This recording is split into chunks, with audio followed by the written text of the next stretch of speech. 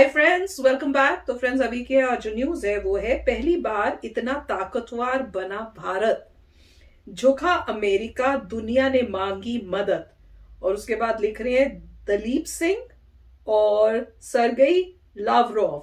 तो वो तो मेरे ख्याल से यही न्यूज है कि यहाँ से यूएसए से भी गए हैं और वहां से रशिया से भी गए और बाकी कंट्रीज से भी सुनाई दिया है कि बड़े बड़े लोग जो है आके इंडिया से बात करने में आए हैं कि भैया क्या पता नहीं अब किस बारे में, मतलब यूक्रेन वॉर से ही रिलेटेड होगा कि रशिया और यूक्रेन वॉर के बीच में, पर बातचीत हो क्या रही है वो सब अभी पता नहीं है। तो होपफुली ये जो है वीडियो कुछ बताएगा। तो चलो वीडियो शुरू करते हैं। वीडियो शुरू करने से पहले अगर आप चैनल पर नए हो और आपने अभी तक सब्सक्राइब नहीं किया है तो जल्दी से पहले सब्सक्राइब के बटन और बेल आइकन को क्लिक कर लो ताकि आपको हमारे सारे न्यू वीडियोस के नोटिफिकेशन मिल जाए जैसे हम अपलोड करें। अगर आपको वीडियो पसंद था प्लीज लाइक एंड शेयर। चलिए शुरू करते हैं। रूस और यूक्रेन के बीच जारी जंग में कई देश अब भारत की तरफ देख रहे हैं। दुनिया के कई बड़े देश एक के बाद एक भारत के चक्कर लगा रहे हैं। आपको बता दें कि एक महीने में 20 ग्लोबल लीडर्स भारत का दौरा कर चुके हैं, जिनमें इन देशों के प्रधानमंत्री, विदेश मंत्री और सचिव स्तर के अधिकारी शामिल हैं। अब आप उन देशों के नाम भी सुन लीजिए जिनके उच्च अधिकारी भारत पहुंचे थे। इनमें से कुछ देश हैं चीन, Germany, Britain, Canada, Japan, Austria, Nepal और ग्रीस। इजराइल के प्रधानमंत्री नेफ्ताली बेनेट को भी भारत आना था, लेकिन स्वास्थ्य कारणों की वजह से वो आ नहीं पाए। और अब तो रूस के विदेश मंत्री सरगेई लावरोव भी भारत पहुंच चुके हैं। भारत अब दुनिया का केंद्र बिंदु बन चुका है और यही बात अमेरिका को चैन से बैठने नहीं दे रही। इसीलिए अमेरिका ने रूस के विदेश मंत्री के भारत पहुंचने से पहले ही अपने डिप्टी एनएसए दलीप सिंह को भारत भेज दिया। अमेरिका की कोशिश है कि रूस के साथ व्यापार करने के लिए कोई देश आगे ना आए, लेकिन रूस पर लगाए गए अमेरिकी प्रतिबंधों का कोई असर होता दिख नहीं रहा है। अब इसी निराशा में अमेरिका के डिप्टी एनएसए दलीप सिंह ने एक ऐसा बयान दे दिया जो भारत को नागवार गुजर रहा है। दलीप सिंह ने कहा है कि अगर एलएसी पर चीन फिर कोई हरकत करता है तो रूस भारत की मदद करने अब नहीं आएगा। एक्सपर्ट्स का मानना है कि अमेरिका ने भारत के खिलाफ ऐसा बयान देकर अपने ही पैरों पर कुल्हाड़ी मार ली है। आपको जानकारी दे दें कि डिप्टी एनएसए दलीप सिंह को रूस के खिलाफ प्रतिबंधों का मास्टरमाइंड माना जाता है। उन्होंने भारत को चेतावनी देते हुए कहा कि जब चीन एलएसी का उल्लंघन करेगा तब रूस भारत की मदद करेगा ही नहीं, क्योंकि अब चीन और रूस बेहद करीब आ चुके हैं। यहां अब आपको एक बेहद ही दिलचस्प चीज बताते हैं। हाल ही में अमेरिका के सहायक रक्षा सचिव एली रेटनर ने भी भारत और चीन को लेकर एक बयान दिया था। उन्होंने कहा कि एलएसी पर भारत और चीन के बीच जो गतिरोध चल रहा है उस पर अमेरिका कड़ी नजर रख रहा है। एली रेटनर का यह बयान जैसे ही आया, चीन गुस्से से लाल हो गया। चीनी रक्षा मंत्रालय के प्रवक्ता ने एक बयान जारी किया। बयान में कहा गया कि चीन और भारत बातचीत और परामर्श के जरिए सीमा विवाद को सुलझाने के लिए सहमत हुए हैं और वो किसी तीसरे पक्ष के हस्तक्षेप का कड़ा विरोध करते हैं।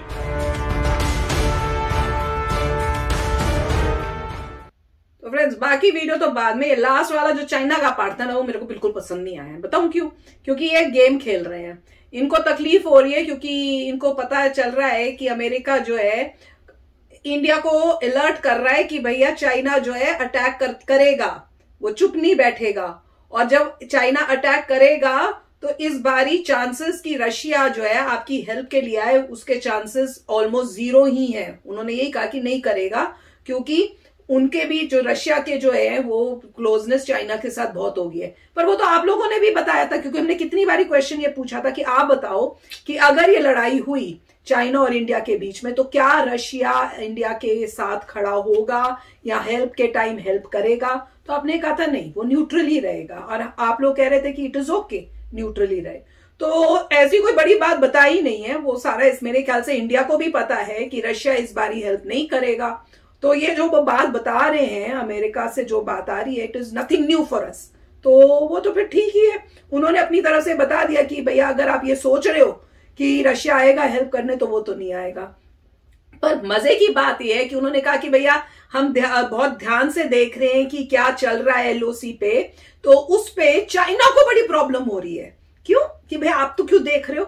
आपको नहीं देखना। और क्या चालाकी करें कि हम लोग तो है आपस में बातचीत करके सुलझा रहे, सुलझा तो तुम कुछ भी नहीं रहे हो।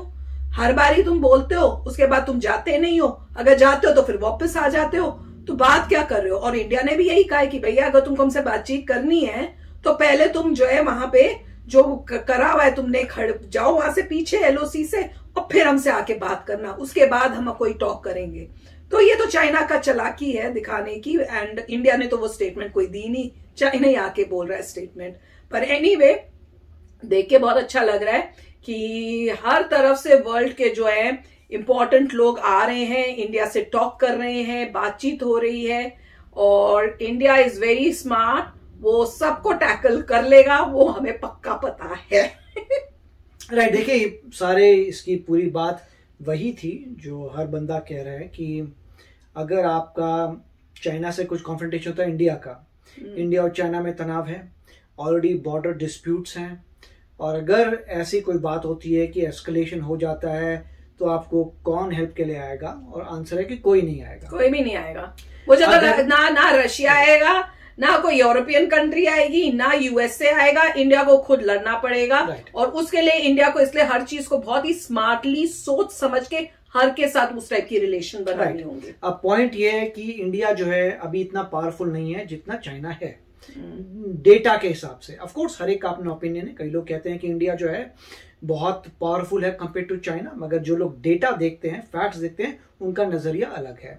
हम लोग दिल से ताकत है, एक एक इंडियन खड़ा हो जाएगा, वो सही है कि उसमें कोई शक की बात नहीं है कि अगर पहली बात तो ऐसा होना नहीं चाहिए और होगा भी नहीं क्योंकि चाइना लड़ेगा नहीं, मगर अगर ऐसा कभी हो भी जाता है, जिस तरीके से कोई सोच नहीं सकता था जिंदगी में कि रशिया यूक्रेन पे अटैक करेगा, वो तो है। क्योंकि वो आपस में अगर आप जाएं तो दोनों स्लाविक नेशंस हैं, वो आपस में जो है उनकी हिस्ट्री सिमिलर है, वो एक समय पे एक ही कंट्री थे, तो इतनी सिमिलैरिटी है कल्चर में, रहन सहन में, रिलीजन में, सिर्फ लैंग्वेज में थोड़ी सी अब चेंजेस आए हैं, तो कोई सोच नहीं सकता था कभी भी रिलेटिव्स लोगों के इधर है कि होगा, मगर हुआ। उसी तरीके से यहाँ पे देखें तो चाइना की लैंग्वेज टोटली डिफरेंट है, इंडिया की टोटली डिफरेंट है, रिलीजन भी मैच नहीं खाता, वो अपने कन्फ्यूशनिज्म को आगे लेके जा रहे हैं, तो कोई तालमेल वहां पर नहीं है। अगर मान लीजिए कोई ऐसी वॉर होती है उस कंट्री से जिसका जीडीपी आपसे इंडिया से 5 गुना ज्यादा है, डिफेंस बजट भी 3-4 गुना ज्यादा है, तो और आर्मी नेवी जो है वो मेरे ख्याल से चाइना की अभी नेवी यूएसए से भी शायद पावरफुल है।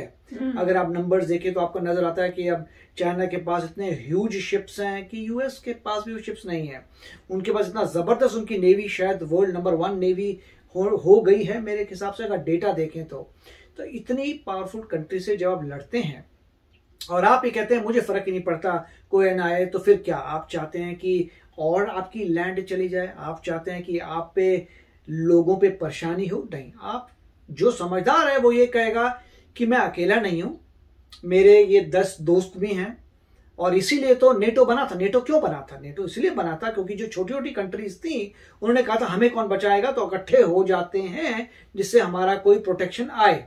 पर इंडिया नेटो में थोड़ी कोई है। मैं बता रहा हूं रीजन क्या है। अगर मान लो पोलैंड बोलता कि मुझे फर्क नहीं पड़ता, मैं भिड़ लूंगा किसी से भी, तो कभी नेटो में नहीं जाता, राइट। हंगरी बोलता कि मुझे प्रॉब्लम नहीं है, ग्रीस मुझे प्रॉब्लम नहीं है, जितनी भी कंट्रीज है उनको लगता कि कोई हमें प्रॉब्लम है ही नहीं भैया, तुम्हें अटैक करो ना करो हम झेल लेंगे। तो नंबर्स जब आप देखते तो आप लगता है अरे ये कैसे पॉसिबल है, तो जीत सकता ही नहीं हो। जब इतना ज्यादा अगला मतलब आज के डेट में नहीं जीत सकता, फ्यूचर में मैं हो सकता जीत पाऊं, अभी नहीं। इसीलिए वो फिर यूरोपियन यूनियन क्यों बना था? हर छोटी छोटी यूरोप की कंट्री अलग अलग क्यों नहीं रहती? क्योंकि उनको नजर आ रहा था कि जिस हिसाब से फ्यूचर हो रहा है इकट्ठे आ जाओ, जिसे यूरोपियन यूनियन बना ले, इकोनॉमी स्ट्रांग हो जाए, नेटो ले लो। तो रीजन होते हैं क्योंकि हर कोई कहता है कि अगर मुझे अपने से बड़े बंदे से टैकल करना है, अभी मैं इतना स्ट्रांग नहीं हूं, तो मुझे अलायंसेस चाहिए, हेल्प चाहिए।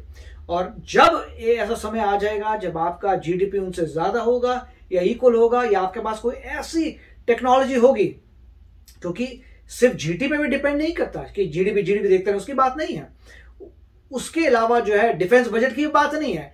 आप मान लीजिए कुछ ऐसा इन्वेंट कर देते हैं जो अगला बंदे ने इन्वेंट नहीं किया, तो आप बोलते हैं बॉस मेरे पास एक वो चीज है जो तुम्हारे पास नहीं है तो तुम्हें उड़ा दूंगा, फिर भी उस बंदे को डर लगा रहता है। फिर आप कहते हैं जब तक ऐसी कोई चीज नहीं आती या साइज या कुछ एबिलिटी, तब तक अलायंसेस लाइफ में बहुत ही इंपॉर्टेंट है। चाइना भी तो यही कहता, पहले अमेरिका के साथ था, जब खड़ा हो गया तो उसके बाद फिर अलग हो गया।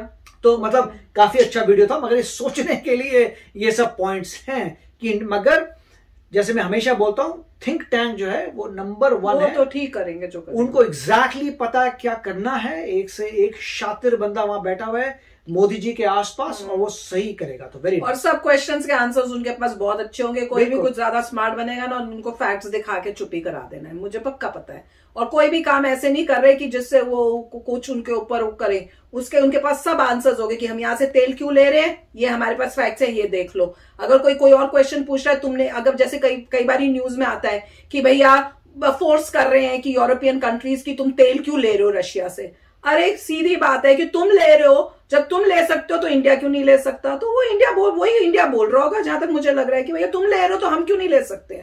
तो वही बात है। तो ऐसे इंडिया ऐसा कुछ कर नहीं रहा है कि गलत कर रहा हो या कुछ कर रहा हो, वो सबको देख के बहुत मतलब स्मार्ट मूव कर रहा है इंडिया, और ऐसे ही करता रहेगा, ना इधर ना उधर। और जब अगर टाइम हुआ कि आपको एक जगह पे लेना है तो इंडिया जिसका भी साइड लेगा, चाहे वो इस साइड हो चाहे वो उस साइड हो, इमटेरियल लेगा ठीक काम, जो इंडिया के लिए बेस्ट है। हमारा भी यही स्टैंड है, जो इंडिया के लिए बेस्ट है इंडिया को वही करना चाहिए, इमटेरियल किस साइड में वो जाता है।